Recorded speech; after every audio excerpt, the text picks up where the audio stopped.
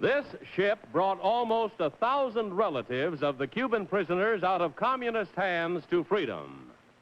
One of these men is her captain. What is your name, please?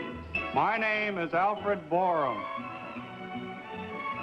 My name is Alfred Borum. My name is Alfred Borum. Only one of these men is the real captain of the African Pilot. The other two are imposters and will try to fool this panel. Tom Poston, Phyllis Newman, Jean Rayburn, and Kitty Carlisle. On To Tell the Truth with your host, Bud Collier. Thank you very much. Thank you, and welcome once again to Tell the Truth. Brought to you this week by Salem Cigarettes. Good evening, panel. Good evening. How are you Hi, all Bud. this evening? Phyllis, you're practically a regular on our daytime show. Yes, To tell the it's truth, true. welcome to the nighttime show. Thank you. It's very exciting. It's also grown up and everything. That's a distinction I hadn't thought of. I'm sure that all of you know that Jean Rayburn is host of a new program called The Match Game. Oh, we're having the time of our life. I am. I just love that show. Going well, is it? It's the only game show I've ever been involved in, other than this one, where there's a lot of fun Good. and a lot of suspense, too. Well, we got suspense tonight. We have something coming up for you. Please open up your envelope, take out your affidavit cards, and follow along with me on this first one as I read from my copy. I, Alfred Borum, am the captain of the Farrell Line's freighter African Pilot, the ship which delivered the first load of exchange food and medicine to communist Cuba. Castro himself came aboard my ship, and I later was his personal guest on a tour of Havana. While we were in port, Castro unexpectedly decided to release some relatives of the former Cuban prisoners. Although my ship is equipped to carry 12 passengers, we took more than 900 men, women, and children back to their families and friends in Florida. Signed, Alfred Borum.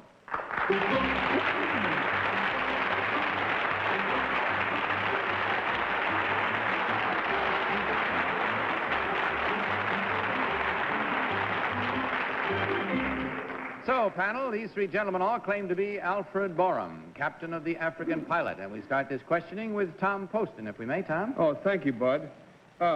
Number two, was Castro nice? Very cordial. Very cordial? Very cordial. Number three, is that your opinion of Mr. Castro? Or Yes, whatever I'd his say initial... so. Very businesslike, though. he's a businessman? Businesslike, I said. Very businesslike. Yeah, he's taken over a lot of them down there, hasn't he? Number one, how come he's such a nut? I don't know. Did he behave in any nut-like way while you were with him? Not particularly. No, he didn't. He wasn't eccentric in any way, huh? I don't believe so. Thank you. Number two. Phyllis. Thank you, Bud. Number two, how did you speak to Senor Castro? Do you speak Spanish? I speak a little, but to him, I spoke in English. I see. Number three, he speaks English. Fairly well, yes. Fairly well. Number one, could you tell me what your ship usually carries? Cargo. Uh-huh. Ask her if you can say automobile. Number two, what kind of cargo? General cargo. General. That's a pretty sneaky group over there. Jean Rayburn. Number three, what does your ship carry? Dry cargo. Dry cargo. Number three, what is dry cargo? Well, it's something that is not liquid. In other words, it's... I'll see you on the daytime show. Number one, what, in your personal opinion, caused Dr. Castro to change his, or to release the additional people? Well, I believe that the time of the year might have had something to do with it, Christmas time. Oh, good. Number two, do you think he did it out of a benevolent nature? Well, that might have had something to do with it. It's all a matter of opinion. Number two, what is liquid cargo? What would liquid cargo be? Oil, molasses, wine, anything carried by tankers. Are you a dry or a wet man?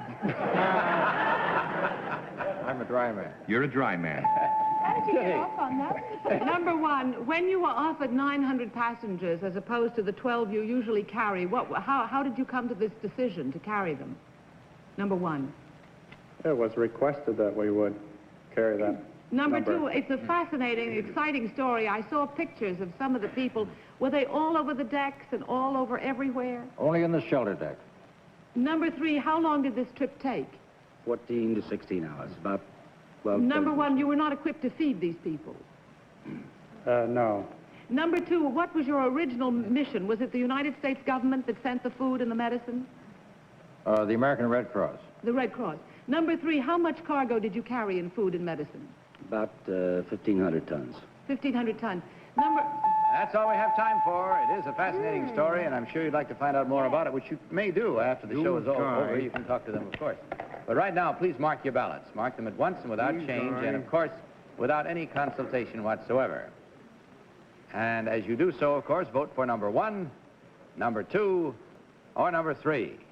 Our team of challengers will receive $250 for every incorrect vote. Very well, all ballots are marked, I see. So, Tom, for whom did you vote? Well, I didn't think that we got any specific right or wrong information. I think they were all knew pretty much what they were talking about, certainly more than we did. I voted for number 1. I liked the look in his eye. It looked like a man who could handle an emergency situation like that well, and I certainly think that particular exchange was well handled. Phyllis, what about you? Well, I had Tom's reasons, but I voted for number 2. No, because he looks like the kind of man who could carry out this extraordinary mission, as indeed it was. Gene, what about your choice? Well, I go for a dry man anytime. So I voted for number 2. And also, when he answered his questions, he volunteered some information. For instance, somebody asked him a question, where did the people stay? And he said, well, they stayed down on the Reforger deck. And those little bits of information are very helpful. Kitty, your choice. I voted for number 2. I thought that his answers about what wet cargo was, I thought he was going to say liquor or, I don't know. He thought of wonderful things to say. Molasses was a marvelous thing I wouldn't have thought of. That's sticky cargo. Not wet, just sticky. So I voted for number 2. All right, there we have it then. 3 for 2 and 1 for 1. And let's see how the chips fall this time as we uncover the truth and find out which of these gentlemen actually is the captain of the African pilot. So will the real Alfred Borum please stand up? No.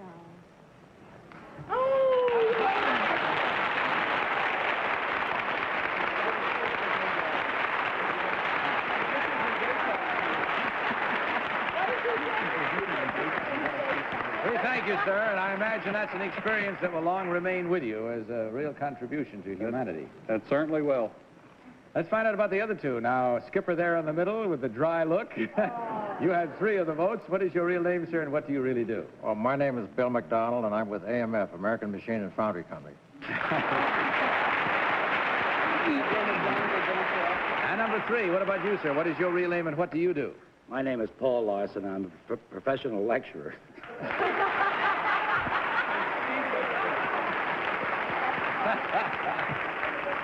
What, Gene? I'd like to say, number 1, you're under arrest for being out of uniform.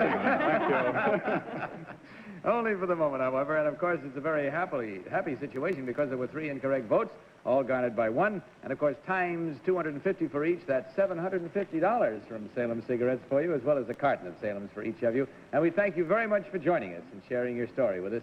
Goodbye, and God bless you.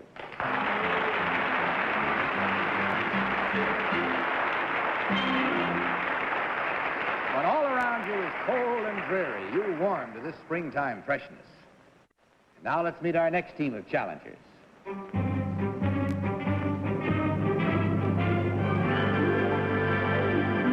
What is your name, please? My name is Anne-Marie Benstrom.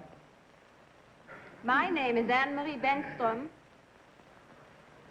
My name is Anne-Marie Benstrom. Very well, panel, you've had a look. Now suppose you look at your affidavit cards and follow along with me, if you will. I say we keep looking at the girls here. I, Anne-Marie Benstrom, am Executive Director of the Golden Door, one of the most exclusive, expensive, and unusual beauty and health ranches in the world. Many of our methods and procedures have been borrowed from earlier civilizations. We do a series of exercises originated by Leonardo da Vinci. Our method of sunbathing was handed down by the ancient Sumerians. Many of our beauty aids are thousands of years old. Although we cater mostly to women, 8 weeks each year, we open the golden door to the overtired and overweight businessman. Signed, Anne-Marie Benstrom. Panel, these three ladies, as you heard, all claim to be Anne-Marie Benstrom, director of the Golden Door. And we'll start this time with Kitty Carlisle. Kitty? Thank you, Bud. I can't wait to find out these secrets. Number 3, do you know Ben-Avenuta's daughter? Yes. Number 2, where was ancient Samaria? In the old Persian regime. What sort of method, number 1, did they use for sunbathing that was so special? They have a very shallow tub with about 2 inches of water, and they use the sun on various sides, and then it gives you complete exposure between areas. Thank you. Number 2, these exercises of Da Vinci, were they done in sketches or were they written down on paper? No, they were actually written and diagrammed. And diagrammed. Yes. Number 3, how long do these exercises take? It depends upon how long they could stand it. Very rugged. Yeah, they were done for the Sforza's army. For whose army? Sforza's army. Oh, thank you. Tom Poston. Oh, I don't know. Yes, I don't know who that is. Number 2, do you know Jim Backus? Yes, I do. In what connection do you happen to know him? In a business way, he comes to the farm. Thank you. Number 1, do you know his wife's name? Just by chance. Henny. Pardon me? Henny. Thank you. I'd like to find out a little bit more about Sumeria. Do you know what Sumeria, where that is, number 3, please? Well, it doesn't exist anymore, but it existed 8,000 years ago. You think it was that long? Thank you. Phyllis. Thank you, Bud. Number 3, where is your establishment located? In Escondido, Where is that? 20 miles north of San Diego on Highway 395. I see. Thank you. Number 1, what kind of a diet do you give to a woman when she comes? It's a low-calorie diet consisting I hope so. mostly, high in protein and vegetables. Thank you. Number 2, what do you do for a double chin? What's an exercise? Could you tell me briefly? We try to slap it off, but there are. I'm sorry I asked. Sorry. Yes. Number 1, could you tell me the difference between a Swedish massage and any other kind of massage? I'm afraid I really couldn't go Number into 3, could you? Well, the Swedish massage is done by a Swede.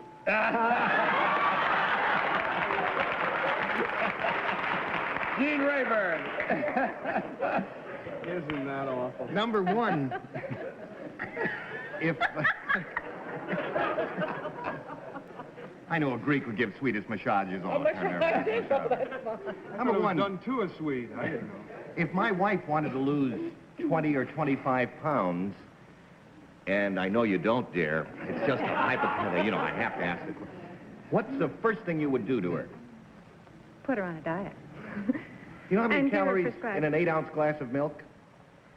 100. 100. Number 2, That's it. Oh, you're talking to your wife? You had lost fun. the That's time. right. You made that phone call to your wife and you lost your time to question.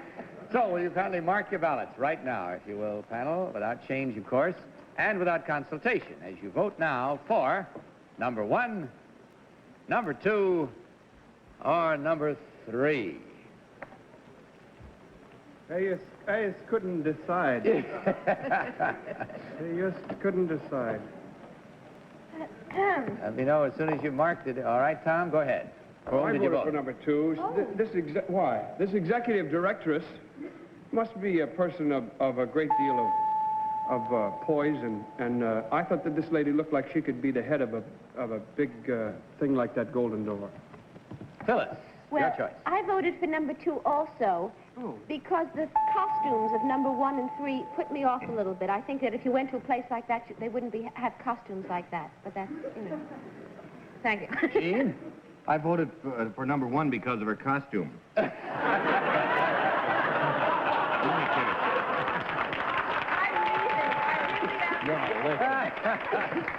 And Number 1 really looks more Scandinavian. That's why I really voted for it. all right. And Kitty, which I one do you voted for think? number 3 because she knew Ben-Avenuta's daughter, whom I think is connected with the Golden Door, and that she pinpointed exactly where it was. And so I voted for number 3. All right, there again we have it, and we've arrived at our moment of truth where we learn how right or wrong we can be as we vote in finding out which of these ladies actually is the executive director of the Golden Door. So will the real Anne-Marie Benstrom please stand up? You did it.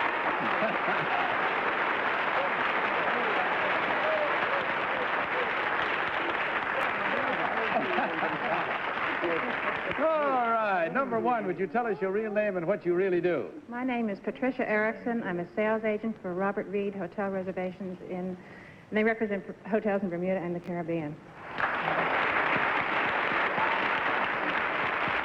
And number 2, you got the lion's share of the votes. What is your real name and what do you do? My name is Annalisa Maus, and I'm a fashion coordinator for Burlington Industries.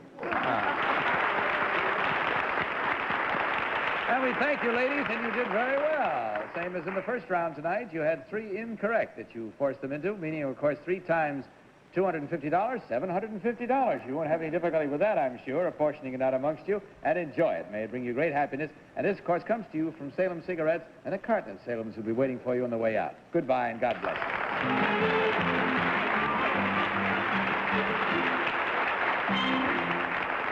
Now it's time for you to take a refresher course in springtime freshness. Only takes a minute. And now may I present our 3rd team of challengers.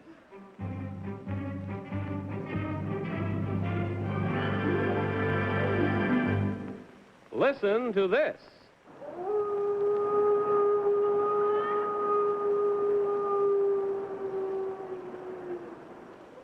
That was the howl of a timber wolf.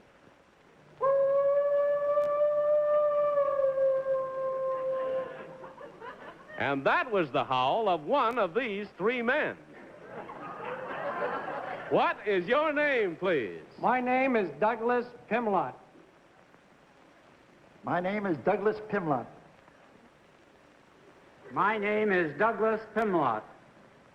And you follow along once again, panel, with your copies of this affidavit. I, Douglas Pimlot, am a professor of zoology. My specialty is the wildlife of North America. I became especially fascinated with the wolf. Working with an anesthetic dart gun, I capture wolves, mark them, and release them. I have also traveled for 9 days with a fully grown wolf, hoping he would lead me to a pack. I have learned how to howl and can now communicate with a wolf pack over a mile away. Signed, Douglas Pimlot.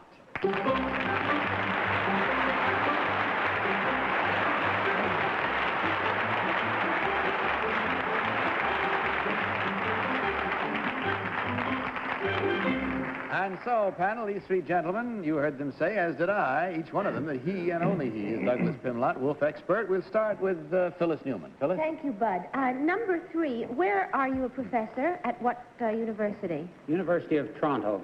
Toronto. Number 2, could you tell me a definition of zoology? Zoology is the study of animals. Thank you. Number 1, what other kinds of wildlife are you connected with? All types of wildlife. Well, for example, name 2 other species. Deer, cat family. Cat family. Number 3, are we allowed to ask them to make sounds? No. No, that's what I said. I don't want you to make any sounds. Number 2, what other kinds of wolves are there? I mean, are there very... You ought to know. Hey, that's a good one. That's pretty snappy. There are the timber wolves of the northeast. There are the red wolves of southwest and the southeast. Where's... Oh. Gene. Number 1, when you communicate with these wolves, what do you say? Well, I'm merely trying to locate them, actually. So there's no language, actually. It's just... No, not actually. Number 2, in your study of zoology, do you believe that ontogeny recapitulates phylogeny? I probably would if I understood it. Number 3, do you have a clue as to what that means? Yes, I believe it's true. You think it is true. Number 3, what is the purpose of marking the wolves? To determine what their ranges are. Number 1, where do you mark them? Number 1, it says here that you traveled with a fully grown wolf for 9 days. How was he as a traveling companion? He was very well, very fine. Very fine. Did you all sleep together, number 2? No, he wandered during the day and the night. Number 3, how did you keep him by your side all this time? It wasn't necessary. He was allowed freedom. And he liked you? Yes, And you like him? yes. Number 1, what is this affinity that causes you to want to be with the wolves? Well, I think there's been a great deal of injustice to them, and I want to learn the truth about them. Number 2, is it true that they hunt in packs and eat you? No, They just do not Tom eat Poston. people. Tom? Thank you. They hunt in packs. Number 3, what I'm puzzled about with the... why are packs so difficult to find? I mean, you wanted to find a pack. You hoped that he would lead you to a pack. What's so hard to find about a pack? Wolves are very wary animals. But would they be less wary because you were with him? Well, this is the supposition. Because you say you can get within a mile of a wolf pack now anyway, right? Right. And you thought that he might get you closer? Yes. Thank you. Number 1, can wolves be domesticated? Definitely. That's all the time we have. So, howl a little bit at your ballots and mark them, if you will, please, panel, with the information you have gleaned thus far. And in your voting, of course, do it without consultation.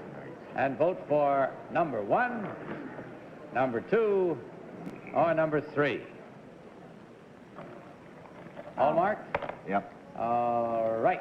Tom, for whom did you mark your ballot this time? I voted for number 3 because he looks like a professor.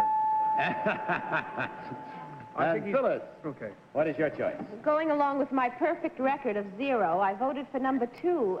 I don't know. Gene? I voted for number 3 because he looks more outdoorsy than the others.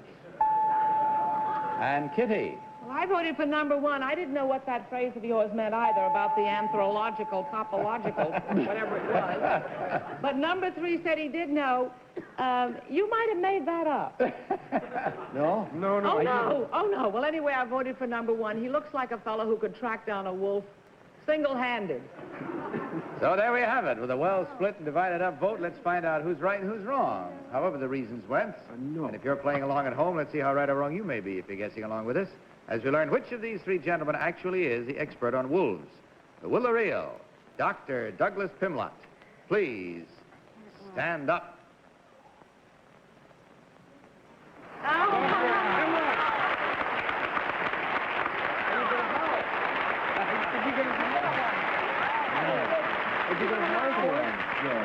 Would you like him to? Yes, I'd love to hear him. All right. Would you howl for the panel?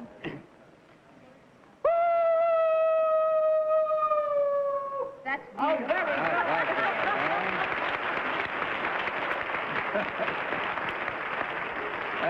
What's that coming down the aisle? Number 1. Number 1, what is your real name, sir, and what do you really do? My name is Captain Thomas Convery. I'm a recruiting officer in the United States Air Force.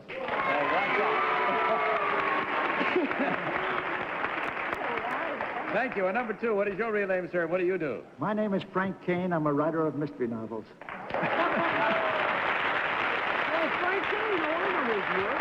Just to set the record straight in case you didn't register at the time, Dr. Pimlot is on the faculty of the University of Toronto. And I gather you do this work in connection with something with your work in the faculty there? University? Yes, I worked on wolves for the Ontario Department of Lands and Forests, their research branch, before I joined the University of Toronto. And I'm continuing certain aspects of this work now that I am a professor. May I? Well, and you've, Since number I one haven't answered... got time. Oh, I'm sorry. I wish I had, but Later. I've got to check on the other 2 now. Checking the score down the line, of course, we find there were 2 incorrect votes at $250 each, and that's $500, gentlemen. And if you had fun, that even makes it worth even more. That is from, of course, our sponsors, Salem Cigarettes, and a carton of Salem's for each of you. And our thanks go with you as you leave. Good night. God bless you.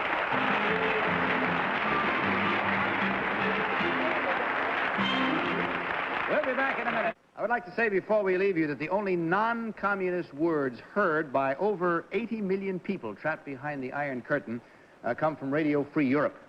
So please send your truth dollars to Radio Free Europe Fund, Box 1963, Mount Vernon, New York. And that's all we have time for. Good night, panel. Good night, Bud. And don't forget to join us the same time next week, and I'll see you tomorrow on our daytime show. And, of course, don't let me forget to remind you once again in the meantime to tell the truth. Good night. To Tell the Truth is a Mark Goodson, Bill Todman production.